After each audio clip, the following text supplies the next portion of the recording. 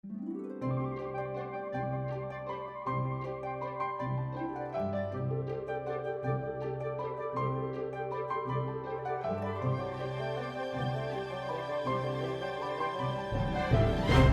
you're here, technically this is not a selectmen's meeting. This is a public forum. The selectmen are in attendance, but they're not here for deliberations or decisions. They're simply attendees like everybody else. The idea here is to go back. Bud's Goods and Provisions had signed a host community agreement with the town of Halifax back in, I think it was March, earlier this year, for a proposed outdoor cultivation facility off of River Street. They have been working in terms of applications with the Cannabis Control Commission.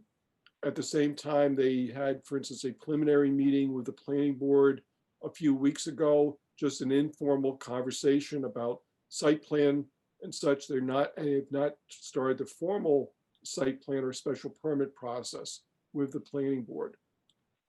However, they have approached the board of selectmen to ask if the host community agreement could be revised to include indoor cultivation and also manufacturing. So the purpose of this public forum is, we're not quite sure whether an additional one is necessary per the Cannabis Control Commission, but making sure, sort of belt and suspenders, that if one is necessary, we will have one. It also provides another opportunity for abutters, residents, any other interested parties to ask questions, to have comments.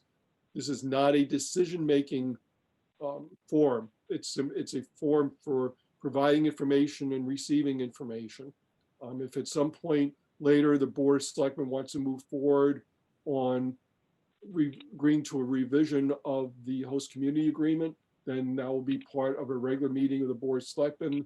I would expect the board would then also welcome comments and questions at that time before making a decision. But the idea now is for Bud's Goods to present their changes and the reasons for their changes, and then for everybody else who's here to be able to ask questions and provide any comments. So Alex, are you ready to go, or is Greg going to be presenting? Okay, so I'm muting out. So if you want to unmute yourself, yes. You're unmuted. So take it away. I'm gonna share my screen to pull up the presentation. Charlie, thank you for that perfect introduction. And thank you everybody in attendance today. I'm just gonna pull the presentation into presentation mode. So can everybody see my screen? Yeah, it's there. It's the big screen, correct? It's a full screen? Yeah, it says Halifax Community Outreach Meeting. It's not actually spread out all the way. It's a slide Okay. 1 of 20. Got it, perfect. So this evening, I would like to talk about a reproposal for our initial plan, which was originally just to be utilized as outdoor cultivation. And tonight's proposal is to continue that same idea, but to move the product manufacturing indoor growing component of it to the building that we are proposing to build on the site, and away from our original plan, which was to do it in Lakeville, Massachusetts. As we go through this presentation, I will explain the rationale from our perspective and then the values that bring to the community of Halifax.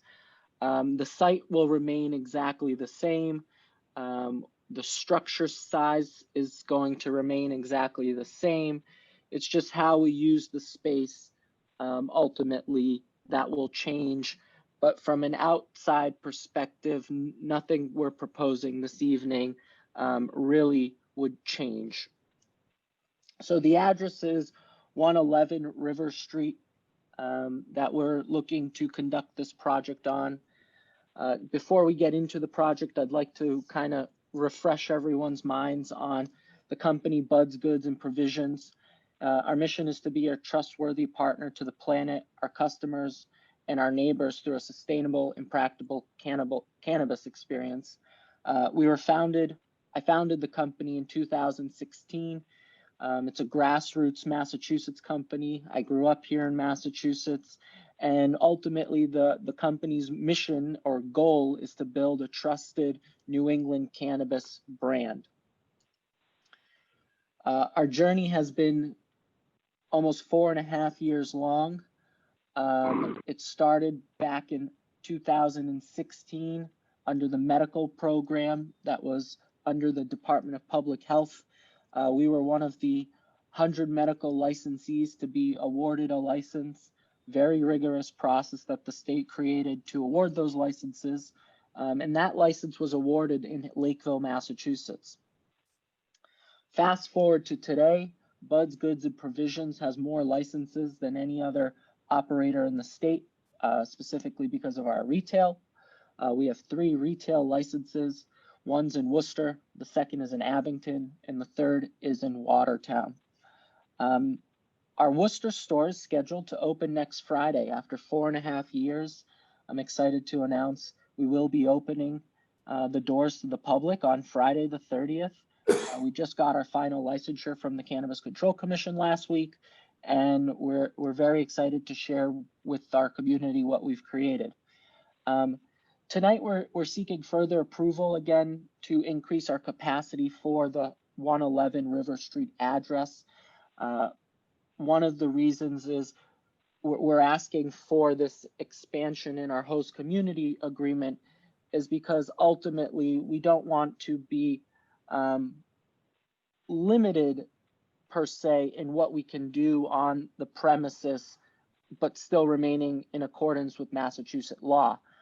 So for us, as over the last few months, throw a pandemic into the mix, we've spent a lot of time and effort understanding the land, understanding what it would require from a utility standpoint, from a septic system standpoint, from an electrical standpoint and gas standpoint. And we realized with all this effort in getting this property to a functioning state to which we need it is going to require more capital. And if we do so, we would like to know that our capital investment is somewhat safer and more protected. And so that is why would like to expand our capabilities on this site to include indoor cultivation and product manufacturing. A little bit about myself as a reminder. I originally started my professional career in 2009 in the healthcare industry. My focus was commercial side of drug development on the emerging markets and emerging technologies. In 2014, I jumped into the cannabis industry by founding a company called Life Grabber LLC, which became one of the largest silicone accessory companies in the vaporizer device industry. Products are sold across 50 states and Canada under the brand name Vaporcase. In 2016, I founded Buds Goods and Provisions, used to be called Trichome Health Corp under the medical program, and entered the Massachusetts market. Prior to the cannabis industry, I spent countless efforts getting involved in cannabis under the medical healthcare sector, and today, continuing to expand my cannabis influence and company. Next, I'd like to tell everybody about our VP of Operations, Benjamin Nadalni. Ben moved out to Massachusetts 2.5 years ago from Oregon, where he was the director of cultivation and owner of Fox Hollow Flora, which is an outdoor greenhouse, indoor grow cultivation operation. He received a cannabis cup for his growing techniques using all organic materials and compounds. And what we're really looking to do is replicate what Ben has achieved in Oregon. Prior to cannabis, Ben really spent his professional career as the executive chef of a Michelin-rated restaurant called King Estate. So, I point that out because he has ample amount of management experience to run this operation. And lastly, I'd like to talk and give a little background on Greg Zarnowski, or maybe better for Greg to just kind of give his own background. For Greg, if you can unmute yourself, I'm happy to let you kind of tell your own background. If not, I can happily talk about it. So Greg has over 40 years of building brands between business to business and business to consumer markets. But over the last decade, Greg's been really involved in community relations. He initially started working in the cannabis industry for a company called Patriot Care, which was the first approved dispensary in the city of Boston. You know, he really is incredible at building relationships and communicating with towns and understanding municipality needs, and he's really at the forefronts for us in being the liaison of communication between myself and the communities. Also a native of Massachusetts, grew up in Weston, Massachusetts, and a graduate of Northeastern University. No, I graduated from Hamilton College. I taught at Northeastern. I taught at Northeastern. That's all right. Next, I'd like to talk about the proposed plans. As Charlie alluded, we've spent the last 4 months working with a civil engineer, a land surveyor, to really understand this parcel of land and how to, for lack of better terms, fix it from what it used to be, and to restore it and use it appropriately with an environmentally conscious mindset, and to turn it really into the farmland that it used to be. And so as we were going through this project and really understanding delineations and wetland zones and things like that, and in determining, you know, the usability of this parcel, this large parcel, what we came up with, as you see illustrated here, it's a 75 by 200 square foot building. It's about 15,000 square feet of a structure that we would be locating on site. You can see on this image that there are 4 greenhouses, which are not powered. They're what we would call hoop houses in agriculture for this farm. And the 2 parcels of land that are the brighter shade of green just showcase the size of the farm that we are looking to develop. Within the building, so the plan on the farm has not changed. It still remains exactly as such. What we're really looking to do is use a portion of our building to use for product manufacturing. And really, when I say product manufacturing, what I mean is converting the cannabis flower into cannabis oil to sell into the wholesale market. We find that opportunity to be enormous and immense here in Massachusetts, and really the safest way for us to do everything with a farm that can of this size for transportation purposes. We feel overall, if we could take the product to the next stage of production, it would yield more value across the board for everybody. So 111 River Street in Halifax is properly zoned, and it has already been approved for outdoor cultivation, both with an HCA, which was signed by the select board in Halifax, and also has received provisional status from the Cannabis Control Commission.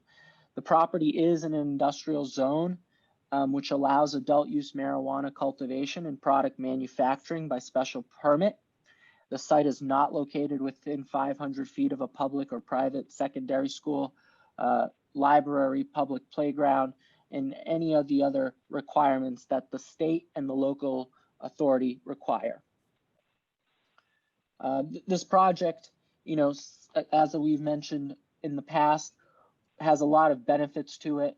The three primary benefits are local job creation and training, increased municipal revenue, and then, what I'll call repairing the agricultural and environmental land and revitalizing it ultimately to what it used to be.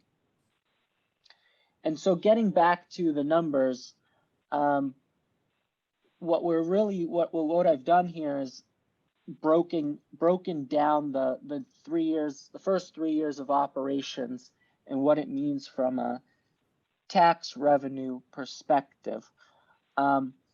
Looking at the same harvest sizes and square footages outdoor, seeing what that would produce. Roughly 10 pounds of flour produces 1 pound of crude cannabis oil. So there's a 10-to-1 conversion. So for 4,000 pounds of material, you'll get about 400 pounds of oil.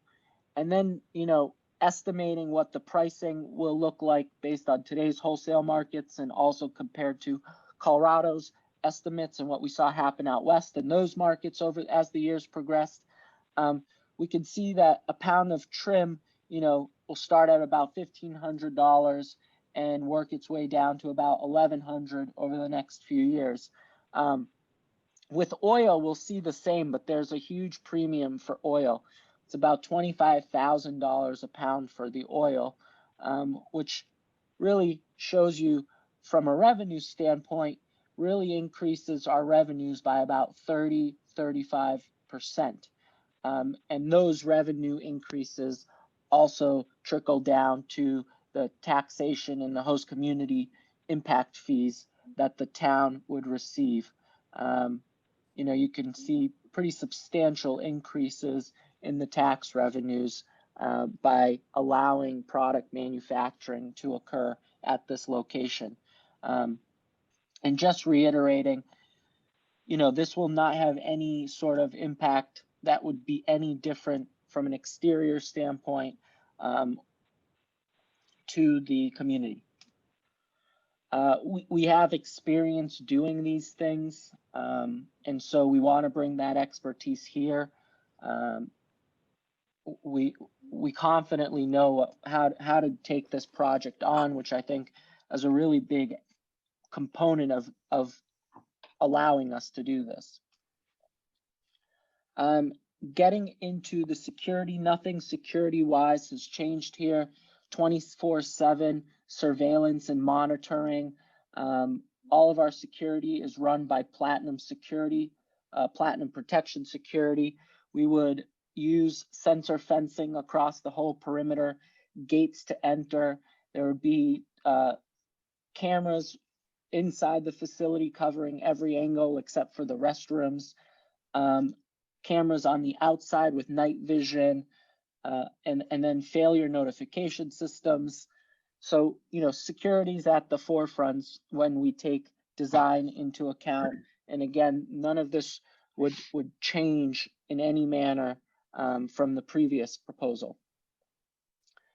Camera footage is saved and recorded for 90 days, every camera. All employees will be registered with the state and have to go through a mandatory background check. We will abide by all state regulations under metric tracking system from seed to sale, and perimeter fencing with privacy slats and access control gates will surround the structure and the farm. Needless to say, security is, we use the best technology when it comes to security. I don't really know how to summarize it other than that. To give you an idea, one example would be our fencing would actually have sensors built into it. So if human skin touched any part of the fence, it would trigger that exact spot on our system to determine that something is touching or against the fence or trying to do something over there, versus if a if a deer or a raccoon brushed up against it, those same sensors would be able to differentiate that and alert us differently. And so really, before we get into any questions, I just wanted to summarize that we're not asking for anything different from the exterior standpoint. We just want the flexibility to utilize our building as we see fit based on how the market continues to evolve, and it would make us feel much more comfortable in making the investment into building this building, knowing we had that flexibility. So with that being said, I'll love to answer any questions or turn to anything specific within the presentation that the community may want to address. Okay, we'll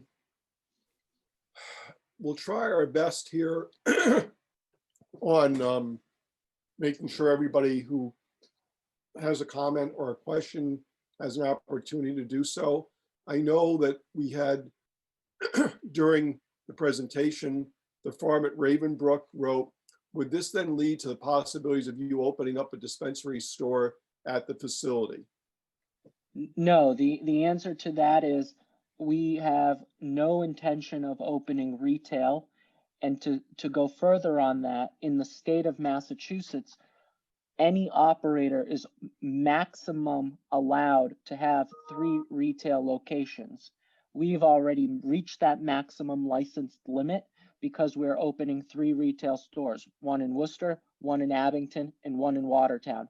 So not only are we not proposing a retail today, we will not be able to ever propose it in the future based on the current regulations.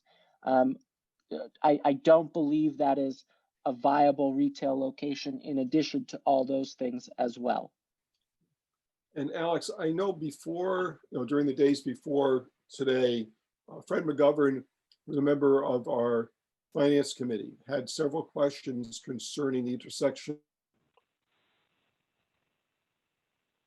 regulations and statutes concerning floodplain and how that intersects with the proposed uses. So we have the building, we have the proposed uses in the building, we have the outdoor cultivation, and what type of, whether in the research that you've done, what you've found can and cannot be done, or what permits and processes you're going to have to go through in regards to floodplain issues for the property, since there's obviously a number of patches on the property that are zoned for floodplain. That is correct, and I'm happy to speak to that. We spent a lot of due diligence, time, money, and effort to identify whether the lot was functionable or usable. I'm pulling up a slide that I have here that talks about the flood zone analysis that we conducted. What you see is a FEMA flood map in front of you of the parcel of land. Everything in that blue or turquoise blue is the floodplain. If you could see that. Long story short, we determined that there's about 17 of the 47 acres of land that is above the floodplain. And when we add the buffers to that, we really have about 14 acres of land, of upland. So if you look at this plan in front of you, which is the FEMA map, what we've done is we really plan to just use inside the floodplain or the flood zone for this. And I have an excerpt here from my civil engineer who wrote, the concept drawings that we've been discussing has been developed to largely avoid working in the mapped FEMA flood zone and wetlands and make use of the existing previously used access roads and farmland. This topic will be fully addressed in the upcoming notice of intent to be filed with Halifax and the Conservation Commission in Halifax. We have had preliminary conversations with Conservation Commission. Originally, there were concerns about endangered species on the land. The Conservation Commission determined that was not a concern, and neither was the initial proposal for our plan, which is back here, to Conservation Commission. And so we have really identified this zone right here, as you can see in the delineation lines, which are, 100-foot buffers from the wetland zone lines, that there's ample amount of land for us to use and not to impact it in a negative manner. I don't know if that answers the question fully. Like I said, we're currently doing a further study and report from a civil engineering to formally submit to Conservation Commission, but informally and over the last few months of conducting our information, we do not see the floodplains being a concern in a good portion of the land to be used properly. So we have a couple more additional questions at this point. First one, do you have an example of what the fencing will look like, as it seems that this is what will be, I assume, whether it's abutters or people traveling by, will be mainly seeing? How tall will the fence be? What will it be made of? Will it be barbed wire? And what about lights at night? I assume both maybe along the fence or the building or the grounds where the cultivations occur. So what can you say, tell people about the fencing and also lighting? Yeah, happy to talk about that.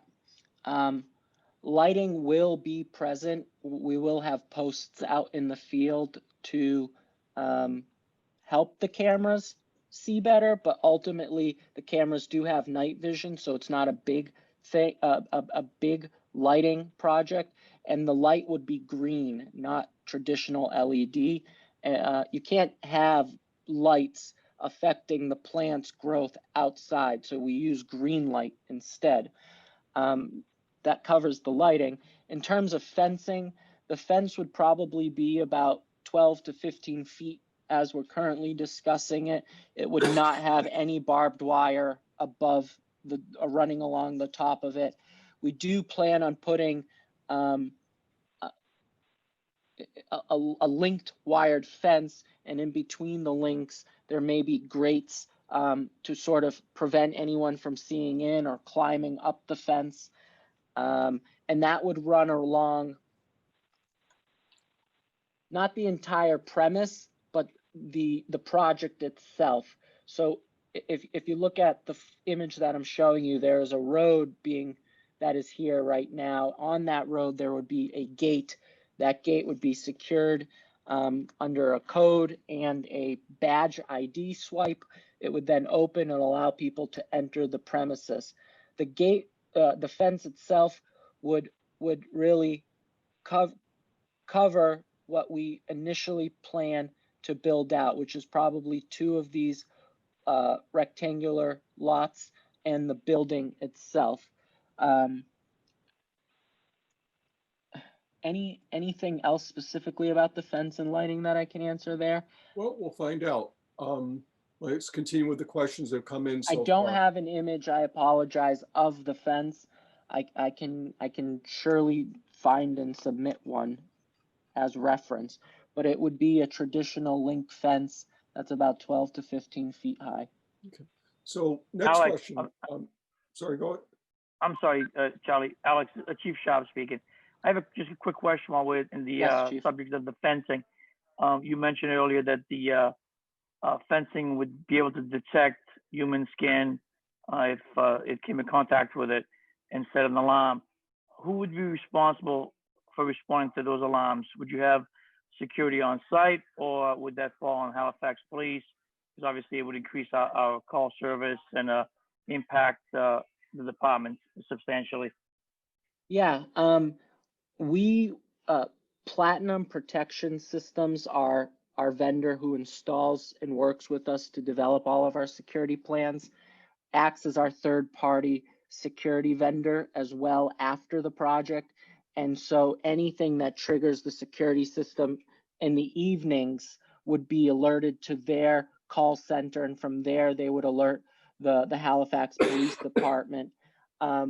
During the days, we would have someone on site monitoring all the cameras, almost acting as a security agent throughout the day. And then that transfers over to Platinum Security Systems to handle it from there on out. Thank in the you. evenings. So I'm going to go Thank you. back to the chat function for questions here. As a resident of River Street, how would this impact traffic on our road? So I guess, how many daily car trips in and out of the facility do you expect? And maybe it differs during various seasons of the year. Obviously, if it's the harvesting Yeah. time, especially for the outdoor, it might be a different number of trips during on a per day basis. And then maybe if you have an idea what the difference is between car, regular cars or pickup trucks, in essence, workers, employees coming to the site versus larger trucks, either bringing materials in or taking materials out.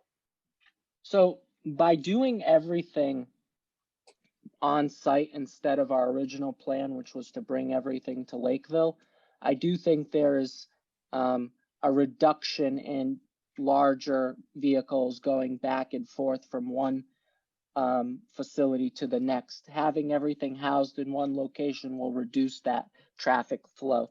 But I also want to say that the traffic flow will be, it will have peaks and valleys depending on the season.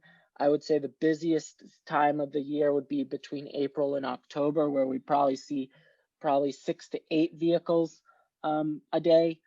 And then as the season sort of diminishes, I would say during the off season of outdoor, we would probably see 4 to 6 vehicles sort of, handling the product manufacturing side of the facility.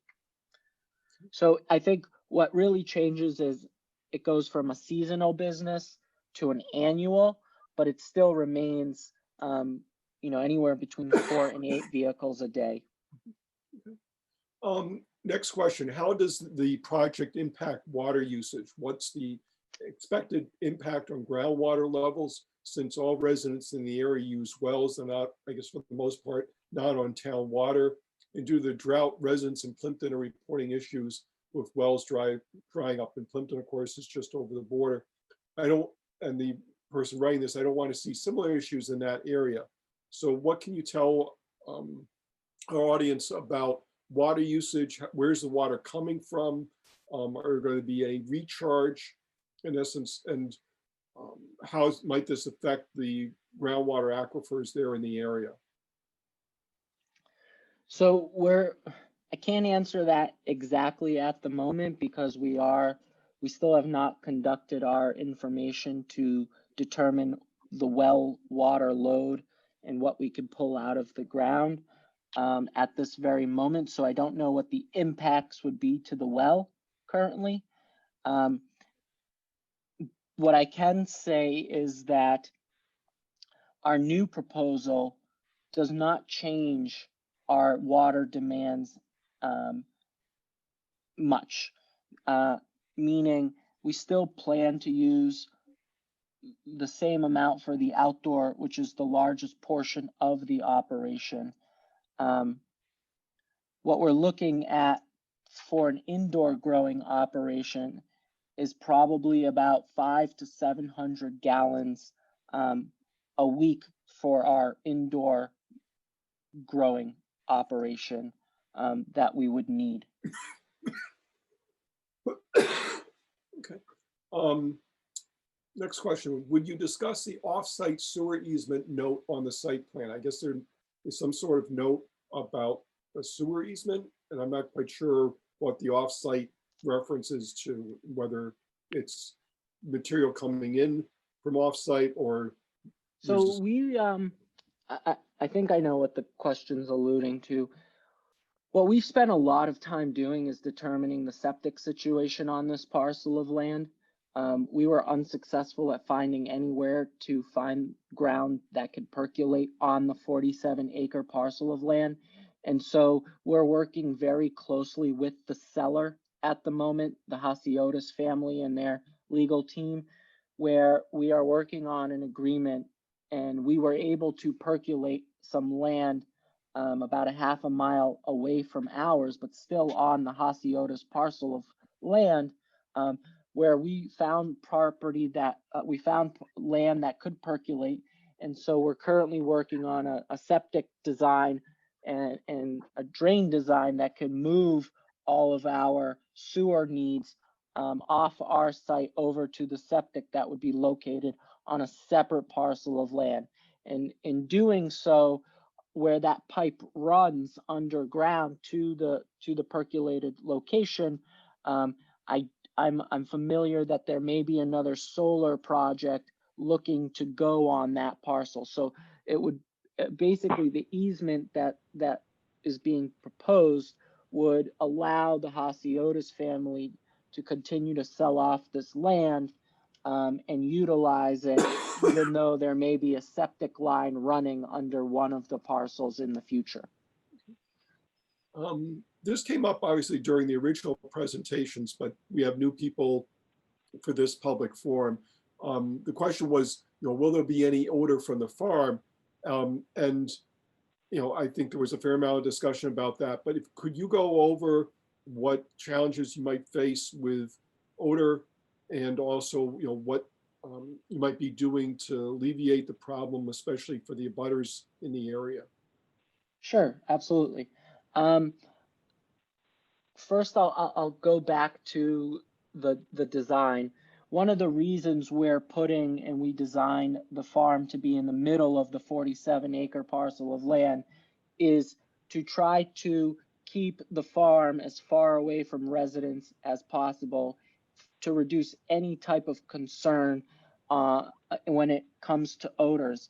And I believe we put measures, which I would be fine in keeping those measures in our host community agreement, that allowed the town to have a lot of controls over any odor issues if they were to arise in the future. With that said, cannabis odors typically start towards the end of the plant's flowering cycle. So for an outdoor cultivation, it would really be towards the months of September and October where the odors are really starting to be created by the plant and are offset by the plant.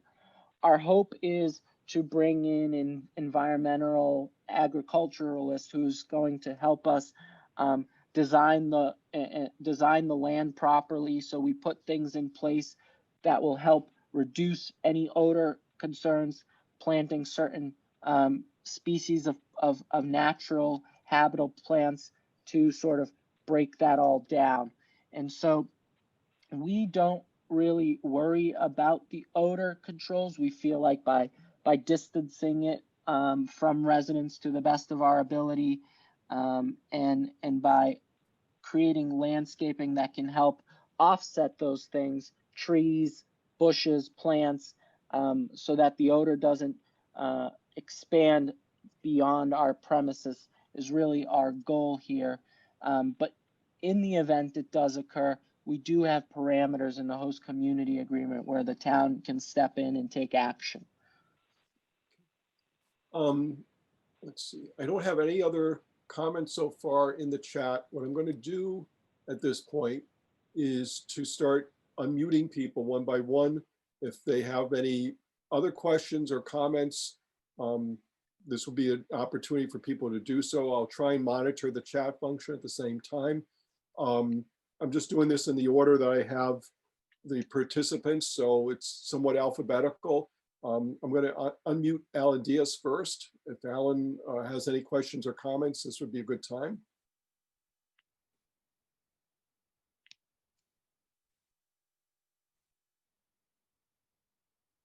And I don't see him taking his mic off, so. Okay, Chief? Can you hear me now? Okay, yep, Alan, yeah, I can get you now, yep. I'm sorry, I'm not all that familiar with how to do this. Okay. I don't really have any questions or comments at this point. Okay. We did get while we were doing the, while Al was there, we got another question. Will the town allow their septic, I assume, obviously Bud's Goods, to be on a different parcel of land that they don't own? In a sense, and I would think that would be, Alan, I'm going to unmute you about that since you're on the Board of Health. I know you can't give an official answer, but you might be able to give an unofficial answer in terms of whether that's allowable in the sense of, can a septic system, and this would be a general question, not specific to Bud's Goods, but can a septic system for a property or use be on a parcel other than the one where the building or the use is? To answer that, there are provisions in Title V which allows for easements, typically on a repair of a septic system. It's my feeling on a new construction that the owner of the property should be the owner of the parcel that the septic system is on. But no, obviously nothing's going to be definitive until anybody comes actually into the Board of Health for that discussion. That's correct. Right, okay. Chief Shavs, I'm unmuting you. If you have any questions or comments at this time. No, I'm all set. I had that one question in regards to the fence, because at the earlier presentation, I don't remember Alex mentioning that. So I was just concerned about that, but that's it on my end. Okay. Chris Winowitz, I'm going to unmute you. If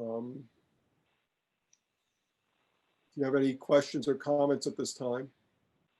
No, I just joined in late, so I've probably missed half of it. Okay, well, it is being recorded, so whether it's you or anybody else, so that people have an opportunity to watch and listen to it at another time at their convenience.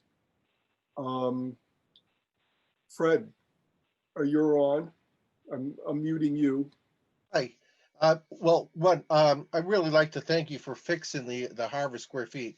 My biggest complaint back when this was presented in November of last year was the numbers I felt were way out of whack when you were suggesting 600,000 square feet. So I'm much happier with the proposal that you have here, where you're being realistic with what the current legislation is and what the potential changes would be in the future.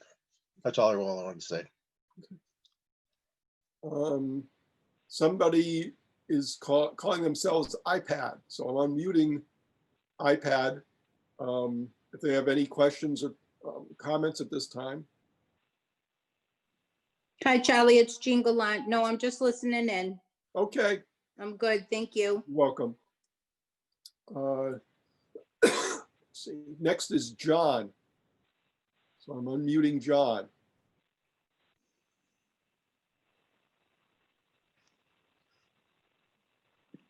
John, any questions or comments?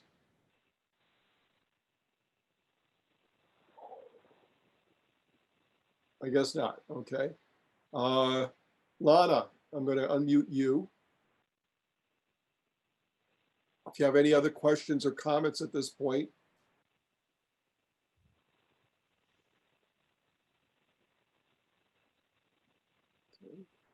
Len, you're next up. Yep, just a couple quick things. Can you hear me? Yeah. All right, perfect. Will you folks have to resubmit to the CCC if there is a change to the host community agreement? And are there any changes to site plans or anything else you'd have to resubmit to the CCC? So the product manufacturing license is a separate license. So what we were able to, by the way, can you hear me? Yes.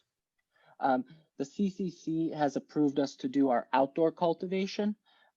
We would now need to go back to them to get the other licenses, which would include product manufacturing and indoor cultivation. Awesome, thank you.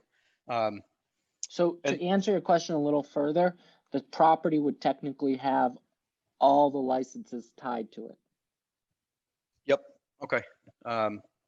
We also mentioned, we're talking about the well system. I think you had mentioned that there were plans to review the well system and what that might look like.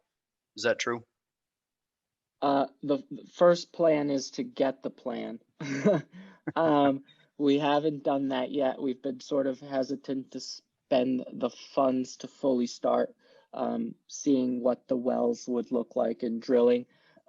We're sort of looking at it from a report standpoint at the moment before we do any type of well discovery. So I don't have the plan at the moment, but the plan is to get a plan. Okay, will that be shared with the town or? Will It that, would I be- assume that will Yeah, probably be it would part be of the, public. It would be part of the submission package. Keep in mind that this whole project for everyone on the phone still has to go through a pretty intense special permit process within the town of Halifax.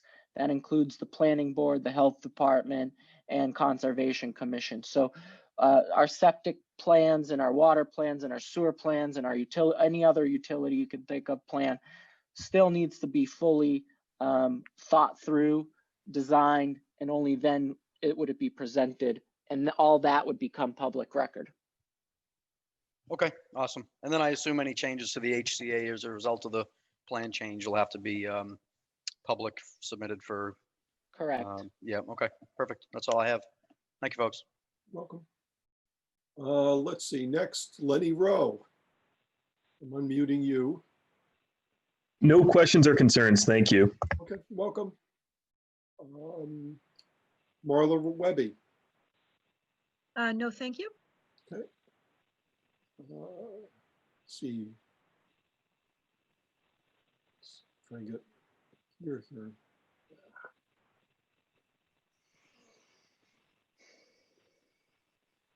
Matt Collins, I'm unmuting you. No questions or concerns. Okay. Melissa Williams.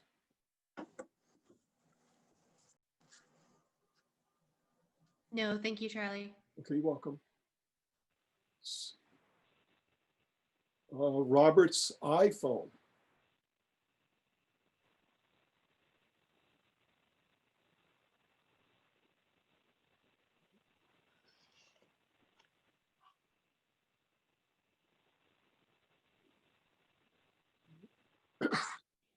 Charlie, just listening in. I'm all set. Okay. And let's see, next would be the farm at Ravenbrook. I'm all set here, thanks. Okay, you're welcome. I'm going back to, well, not back because I never started with them, but both Troy Guerin and Tom Mayos are on the phone here or are attending the meeting. I'm going to start with Tom as chair. Tom, if you have any questions or comments or anything. I thought Alex did a very good job in his presentation, answered pretty much all my questions. This is probably a little afield, but we're really close to the Middleborough town line there, and I'm not sure how far down Middleborough's town water goes. Has anybody looked into that? Whether that's a possibility of tying into that? I'm not sure it comes down that far, but I'm not sure it doesn't either. I would say ultimately, I'll bring it up with the civil engineers on our next meeting. I have not heard of any concerns or thoughts as it pertain to the Middleborough component. It may just be too far out, but I just can't quite remember where it ends. But just a thought. Mm-hmm. Okay. No, thank you. That's pretty much it for me, Charlie. Okay. Troy Guerin is also on the line. Troy, do you have any questions? Yeah, majority of the questions were answered for me, but we're going to have to meet with them again anyway to agreement. So I'll have questions at that time. Okay. So what Troy just mentioned, in fact, is probably going to be the next step is that sometime in the near future, I don't mean the next couple of days, but I would certainly think within the next month that the board would talk with Bud's Goods. We'd look at the possibility of doing a revised host community agreement. That all that work would be done in public. The board might very well at that time give one more opportunity for people to weigh in on the host community agreement, since there'd be changes in it, even if they're minor ones with just the list of uses. But nevertheless, I think the board would probably take that into account.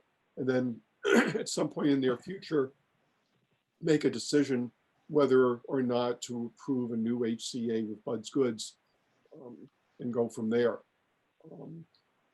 If anybody else has any questions or concerns, if you want to send the note into the group chat, that's one way of doing it. But also simply that because this forum would end today doesn't mean that you're restricted to providing any more comments or questions to the board.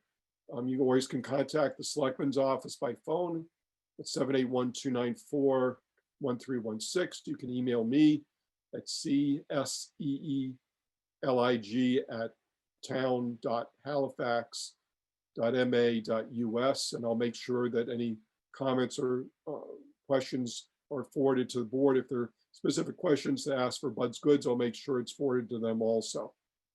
But if you have any other, if there are no other questions or concerns, I'll give Alex any closing thoughts on this, and we can close the forum for tonight. Just want to say thank you for everybody to joining this call and listening to what our proposal is. You know, we want to make something and build something that, you know, has as little impact to the community as possible, but having a positive impact from a tax revenue standpoint and job creation standpoint. So I thank you all for being on the call tonight. And the same here. I appreciate everybody taking time out of their evening today to, so to speak, attend the meeting. We did it via Zoom because we were assuming that we'd get more than 25 people. We didn't hit that number, but if we had, we would have had to close the hearing right then, even holding it in the gym at the elementary school. Yes, the presentation and this forum is being recorded. I'm going to send the recording up to Area 58, and they'll add it to their selection of videos that people can view at their own leisure. That's it for now. I appreciate everybody coming by for their questions and comments. Alex, thanks very much for the presentation, and I wish everybody a good night. Time. Okay. Have a good evening, everyone. Bye-bye. Bye-bye. Thank you. Good night.